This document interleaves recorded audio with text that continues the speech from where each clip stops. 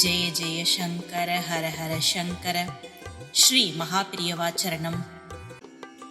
இந்த பதிவுல மகாபெரியவாளோட வாழ்க்கை வரலாறு, அவர் பிறப்பு முதல் இறப்பு வரை அவர் செய்த எண்ணிலடங்காத சாதனைகள், கர்மயோகியா ஓய்வே இல்லாம லோக சேமத்துக்காக அவர் நடத்திய எளிமையான யாத்திரைகள், இதையெல்லாம் என்னால முடிஞ்ச அளவுக்கு மகாபெரியவாளோட கருணையால உங்களுக்கு சொல்றேன். மகாபெரியவாளோட பரிபூர்ண ஆசியும், காமாட்சி அம்பாளோட அருளும், கடைக்கண் பார்வையும் என் கூடவே இருந்து எனக்கு அனுகிரகம் செய்யட்டும். இந்த இளம் துறவிய பின்னாள்ல மகாபெரியவா, ஜகத்குருன்னு எல்லாரும் பிரியமா அழைச்சாங்க. இப்படி அழைக்க காரணம் என்ன? அவர் செய்த சாதனைகள் என்ன? அவரோட 100 வயசு வாழ்க்கையோட அர்த்தம் என்ன? தொடர்ந்து பார்க்கலாம். மகாபெரியவா மகேந்திரமங்கலம் சென்றது ஏன்? அவர் மடாதிபதி ஆன உடனே சில கோவில்களுக்கு போய் சுவாமி தரிசனம் செஞ்சார். இருந்தாலும் அவரோட கத்துக்கிற ஆர்வம் துடிப்போட இருந்தது. அவரோட முதல் முக்கியத்துவம் கல்வியாதான் இருந்தது. வேதம், உபனிஷத், சாஸ்திரம், இதிகாசம் எல்லாமே பல பண்டிதர்கள் கிட்ட இருந்து கத்துக்கணும்னு நினைச்சார். அதனால அவர் தன் படிப்புக்காக அமைதியான சூழல்ல இருக்கக்கூடிய மகேந்திரமங்கலம்ங்கிற கிராமத்துல 3 வருஷம் தங்கி இருந்தார். அந்த ஸ்தலம் பெரிய பெரிய பண்டிதர்களுக்கு ஒரு ஆன்மீக வாசஸ்தலமா மாறியது. அந்த பண்டிதர்கள் மகேந்திரமங்கலம் வந்து அந்த இளம் துறவிக்கு எல்லா பாடமும் கத்து கொடுத்தாங்க. அவங்க எல்லாரும் இவரோட தனித்துவமான கிரகிக்கும் தன்மைய, அறிவு கூர்மைய பார்த்து ரொம்ப ஆச்சரியப்பட்டாங்க. அந்த சிறந்த பண்டிதர்கள் யார் யார்? அவங்க பெயர்கள் இதுதான்: மகாமகோ உபாத்யாயா பைங்கநாடு கணபதி சாஸ்திரிகள், மகாமகோ உபாத்யாயா வெங்கட சுப்பு சாஸ்திரிகள், வர்த்தூர் வெங்கட்ராம சாஸ்திரிகள், மகாமகோ உபாத்யாயா கருங்குளம் கிருஷ்ண சாஸ்திரிகள். இந்த இளம் துறவிக்கு தமிழ் மொழி மேல, அதோட தொன்மை, பாரம்பரியத்து மேல அளவு கடந்த பிரியம் இருந்தது. தமிழ் மொழியோட இலக்கணம், இலக்கியம் எல்லாமே ரொம்ப ஆர்வமா கத்துண்டார். அது மட்டும் இல்லாம ஏற்கனவே அவருக்கு ஆங்கில புலமை இருந்ததால ஆங்கிலமும் இன்னும் சிறப்பா கத்துண்டார். பிரெஞ்சு, மராத்தி மொழிகளும் கத்துண்டார்.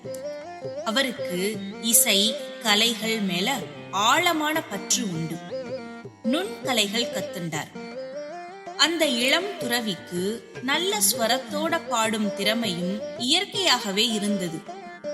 இசையில் ஆர்வம் அதிகம் இருந்தது.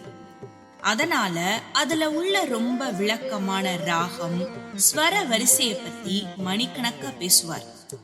வீணை வாசிப்பதுல அவருக்கு ஆர்வம் இருந்தது.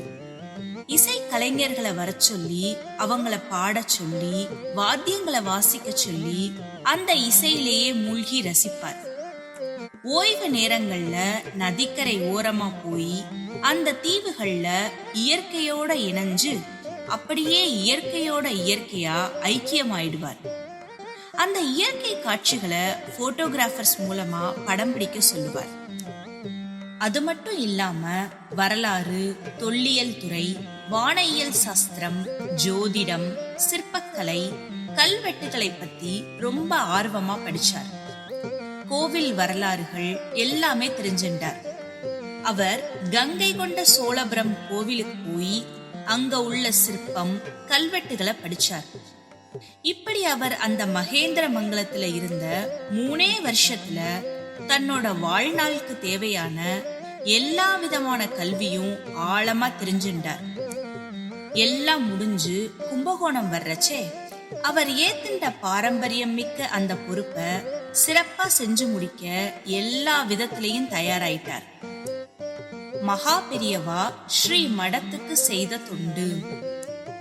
கலவையில தன்னை சந்நியாச பரம்பரையில சேர்த்துண்ட தன் குருவுக்கு ஒரு அதிஷ்டானம் உருவாக்கி அதை நிறுவினார்.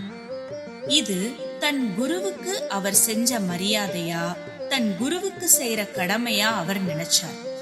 அவர் மடத்தோட நிர்வாகத்தை ஒழுங்குபடுத்தினார்.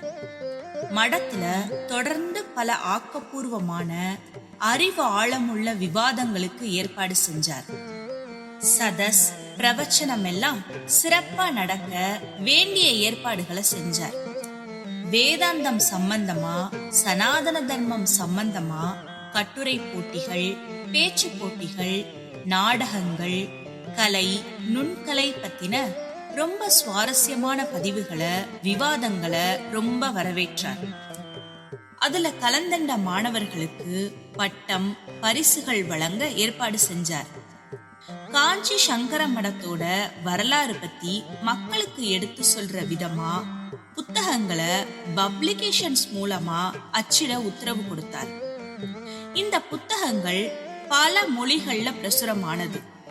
தஞ்சாவூர்ல மராத்திய அரசு குடும்பம் ஆச்சாரியாளுக்கு அவங்களோட மரியாதையும் வணக்கங்களும் செலுத்தியது.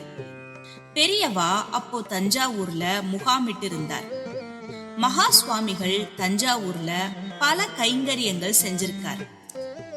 தஞ்சாவூர்ல அரசாங்க அதிகாரிகள், வக்கீல், நிலச்சுமந்தார், பிசினஸ்மேன், அரசியல் தலைவர்களை சந்திச்சு பல நல்ல காரியங்கள் செஞ்சிருக்கார். தஞ்சாவூர் மராத்திய அரசர்களான பிரதாப சிம்மராஜா, டி.ஆர். ஜோஷி உதவியால முகாசா கட்டிடத்தை சங்கர மடத்துக்கு அர்ப்பணிச்சாங்க. தஞ்சாவூர் கலெக்டரை சந்திச்சு பல நலத்திட்டங்களுக்கு ஏற்பாடு செய்ய சொன்னார். அப்ப தஞ்சாவூர் கலெக்டரா இருந்தவர் H.M. கூட்.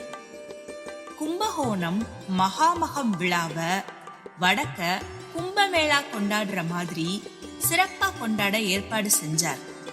அந்த விழாவுக்கு சென்னை முஸ்லிம் அசோசியேஷன் மூலமா 200 தன்னார்வ தொண்டர்கள் வாலண்டியரா வந்து உதவி செஞ்சாங்க. பெரியவா அவங்க எல்லாரையும் மரியாதை செய்யற விதமா வெள்ளி கோப்பைகளை வழங்கினார். ரொம்ப பிரபலமான தொல்லியல் ஆராய்ச்சியாளர் T.A. கோபிநாத் ராவ் அவர்களை வரவழைச்சு மடத்துல இருந்த பழங்கால செப்பு பட்டயங்களை ஆராய்ச்சி செய்ய சொல்லி அதுல பொறிக்கப்பட்ட வரலாற்று தகவல்களை புத்தகங்களா பிரசுரிக்க சொன்னார்.